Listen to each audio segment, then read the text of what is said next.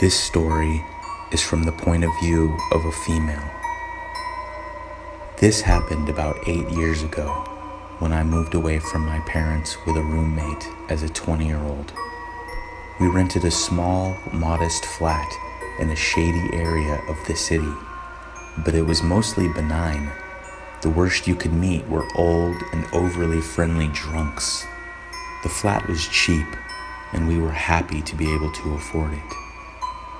Before I continue, it would be beneficial for the story to outline the setting. The flat we rented was in an old, wooden, 2-story building that was creaky and crooked, but had a cute garden and the neighborhood was green. It was in the second story at the end of a dark hallway, and when you entered through its only door, you could see a short hallway ahead of you, a miniature kitchen on your right, and an equally miniature bathroom on your left. One bedroom right after the hallway, and the second bedroom on the left of the first one, accessible only after you go through the first room. That, the second one, was my room. An additionally important fact: our neighbors were very noisy, and they sometimes even chopped up old furniture for firewood with an axe in the hallway between the flats. So my roommate and I had gotten quite used to unusual, loud noises and had started to ignore them. So, one night at about 4 a.m., I was awoken by the terrible screams of my roommate. She crashed into my room and ran straight to the opposite wall away from the door. I was dizzy and disoriented from being just woken up, but then I saw the figure of a man entering my room, and my blood ran cold. I leaped out of bed in an instant and stood in front of my roommate, who was hysterical in an instinctive attempt to protect her. It was dark, and the man was holding a flashlight in front of his face, so that the beam was flashing right into our eyes and we couldn't see any of his details. He was speaking in a soft, eerily calm, and even humorous voice as he described in perverted details what he was going to do to us and how he was going to harm my roommate in particular. He knew her name, which was even more unsettling, and he was trying to reach out and grab the bed linens she was using to conceal herself. It was a hot summer's day, so she had been sleeping naked. Luckily, I had my phone by my bed, although my knife and mace spray were now out of reach as the creep was slowly closing in on us. I grabbed it before he could and dialed our local 911 to scream bloody murder at the operator. Unfortunately, this service is not the best in my country, so it took several attempts until they got the address and the emergency right, and then I could only hope they would come in time.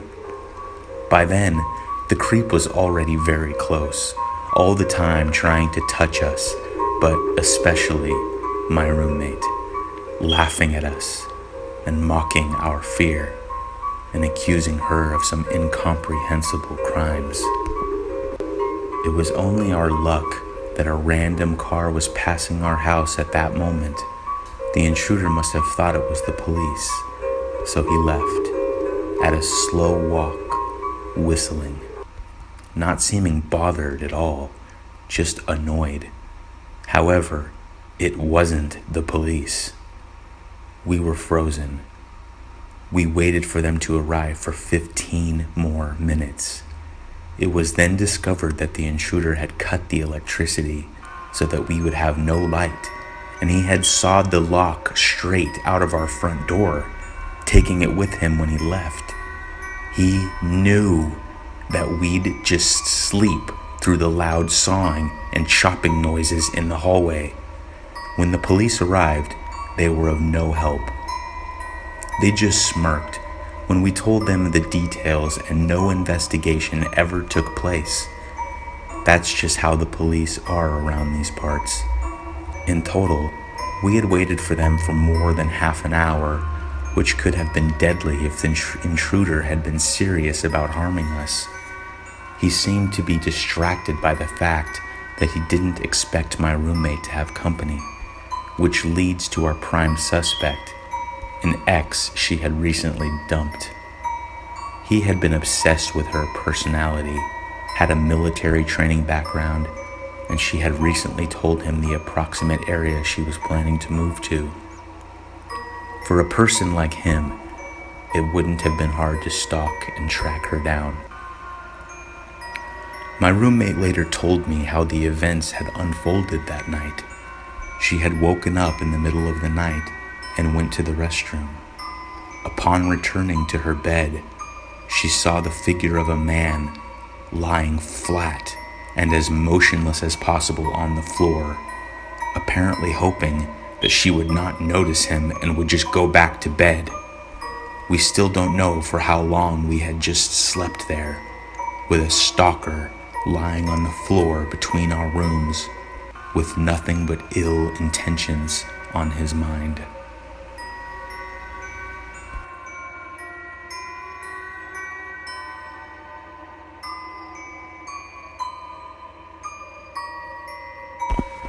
This story is from a 15-year-old female. I really enjoy listening to these kinds of stories. Well, I did, before this happened to me. I also suffer from a mild case of insomnia, and I am often left alone at night. It was a typical Wednesday night, and I was the only one awake in the house. My parents and brother having gone to bed long before this happened. It was almost 3 a.m., and I decided that I should go to bed. Normally, I would just shut down my laptop and turn off my light, and then go to bed. I had to brush my teeth and go to the bathroom anyway. I took my computer with me and left my bedroom light on before heading to the bathroom.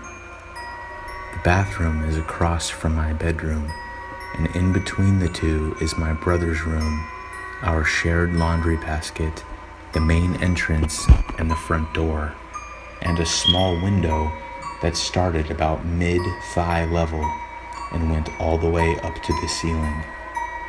I turned on the hallway light because I'm always worried that I'm going to trip over the laundry basket and wake up my brother if he heard the sound of my body crashing to the floor. I got to the bathroom, did my business, and just as I finished washing my hands, I heard a small click sound from out in the hallway. I froze. It sounded like hallway light was being switched off. I was the only one awake.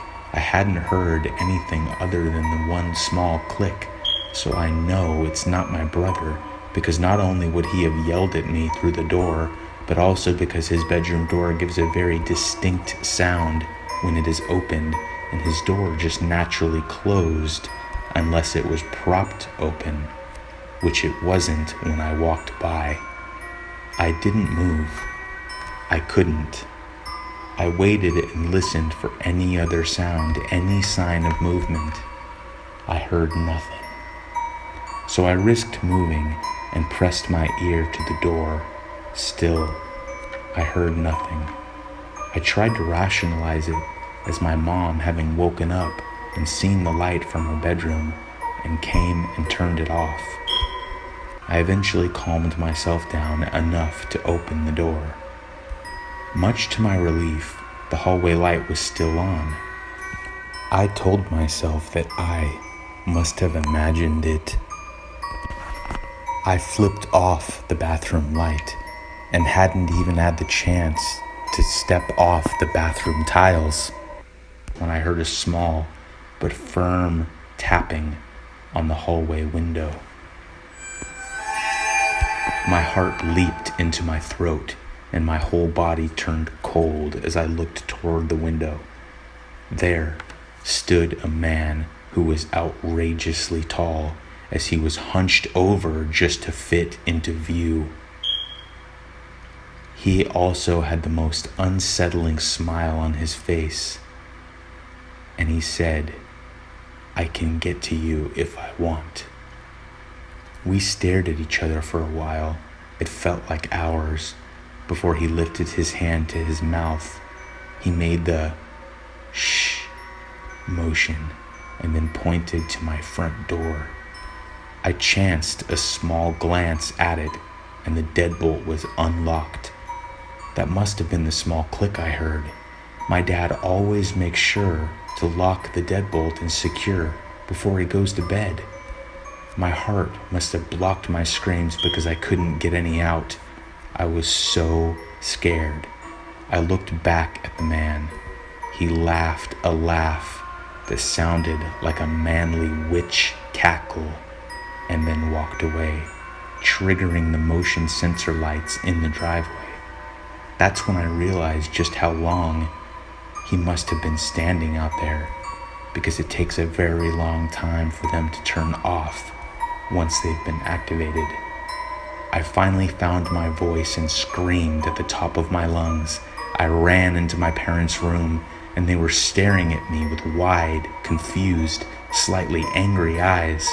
I tried to tell them what happened, but I couldn't get anything out through my sobs. They must have put two and two together. My dad jumped up and ran off to my room, probably thinking that someone was in there, and my mom called the police. I don't know how long it took the police to get to my house, but it felt like a long time. I gave the police my statement. They haven't found him yet. It's been weeks. I have a large half-circle window in my room that can't be covered efficiently. I keep thinking that he's out there, watching me.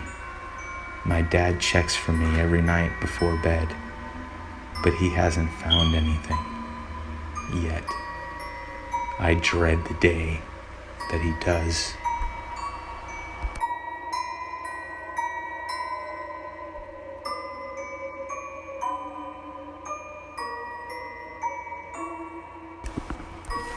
Back in 2013, I was at a university in England, in the countryside, and the university had lots of accommodations, a few shops, banks, and great nightlife.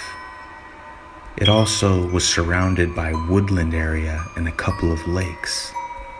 Some of you may already know where this is. I want to preface this story by saying that during the time there had been a few attacks on girls late at night, so the university had installed extra lighting in one area. This incident happened where there wasn't any extra lighting. I was aware to keep myself safe. I also want to state I was not just drunk, but totally wasted when this incident occurred. So please forgive my lack of sensible decision making. Here we go. I had been getting drunk with a guy I was seeing at the time. After we were very wasted, we decided to walk back from the lake near the woods we were drinking at by my accommodation flat. To get back to my accommodation, we had to walk through the main, busy part of campus, then through an isolated part, then through a small field, wooded area with a path that led to the accommodation. I never would have walked this at night on my own. As we were walking, I spotted this girl, slightly shorter than me, very pretty, with blonde hair. I noticed her because of how out of it she looked, how drunk she looked, and the fact that she was walking in a very odd way. She's actually walking in the same direction as us and speeds up toward us and then goes right past us. Maybe 1 minute later, a guy passed us too. There was nothing weird about this in itself, because there's obviously going to be students walking back to their rooms after the club closed, but despite being drunk, I just got this very odd feeling. I told the guy I was with I had a feeling we should speed up, and he told me I was being dramatic. At the same time, for some reason, I had the foresight to mentally note what the guy looked like and what he was wearing. He was tall, skinny, had brown short hair and one of those studded belts you almost never see nowadays. I sped up because, like I said, I had a weird gut feeling. My male companion sped up with me, of course. We got to the bottom of these concrete stairs, and after that is the wooded area. Just as we turned the corner, my heart sank. I could see the guy walking faster to the girl on the field, clearly drunk. Both me and the guy just froze, I think out of fear. I swear to God, the next part nearly made me sick because of how quickly it happened. The guy pounced on the girl and she fell. He then grabbed her and started dragging her to the wooded area near the field by her limp arms. We were about 40 meters away, I guess, give or take, in a position where we could see them, but they could not see us. The guy I was with threw his backpack to the floor and sprinted toward the guy. By the time he was halfway there, the guy had obviously noticed him, but froze like a deer in headlights. At this point, I was running toward the scene too. The guy I was with pushed the creep away pretty forcefully. I ran to the girl and helped her up, trying to ask her where she lived, what her name was, etc. She was totally out of it. Please bear in mind, both myself and the guy I was with were drunk as hell.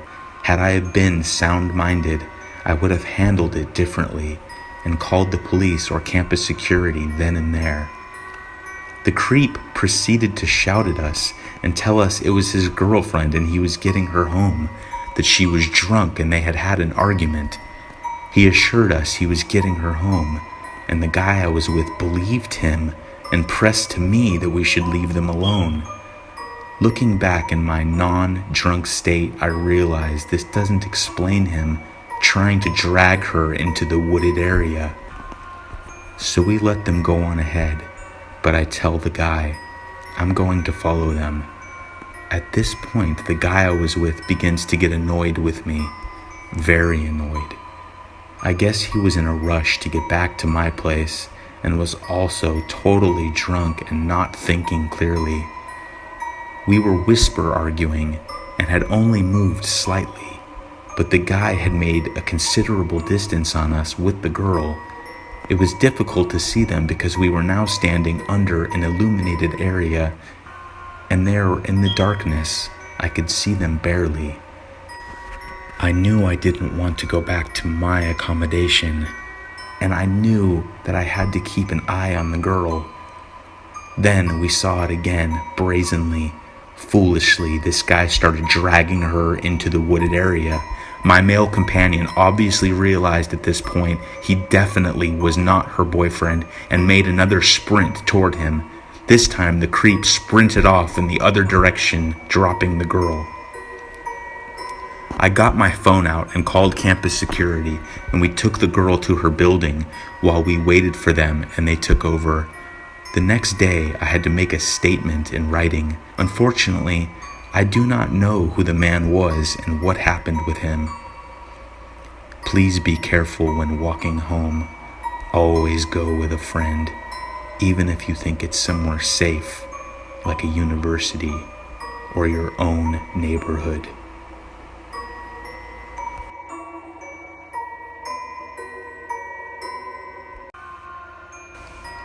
This story is from a friend of mine from college.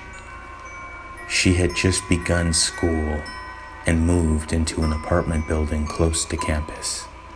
Her apartment was on the 6th floor, which was the highest floor. The building had 2 apartments on the same floor.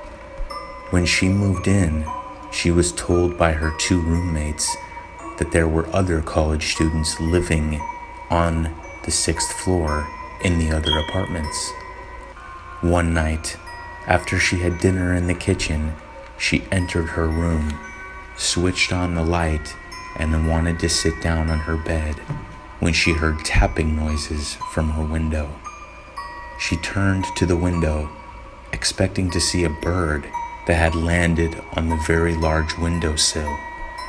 But what really sat there was something she had never expected to see outside of a 6th floor window. and she says that what she saw that night still gives her nightmares. Outside on the windowsill was a crouching man with a huge kitchen knife in his hand. His eyes were wide open and staring at her. He had a wide grin on his face. While he was still tapping the window with his free hand, he saw her panicked face. He started to chuckle like a little girl. He looked completely insane. She screamed, which alerted her roommates to her room, who were as shocked as she was by the man behind the window. They stormed out of the room and locked it from the outside. Luckily, the window was closed and locked, so he hadn't been able to come in. While her roommates checked if all the other apartment windows were closed and locked, she called the police. They arrived 10 minutes later and found the man still sitting on the windowsill, waving with his knife as they entered the room. After half an hour and calling enforcement, they managed to take him. Turns out, he was one of the college students from the other apartment on the 6th floor. He had mental health problems and had stopped taking his medication, which had led to severe psychosis. He had climbed out of his window and had crossed the roof to the closest window, which was my friend's. Luckily, he didn't attack his own 2 roommates. Needless to say, he wasn't allowed to move back into that apartment.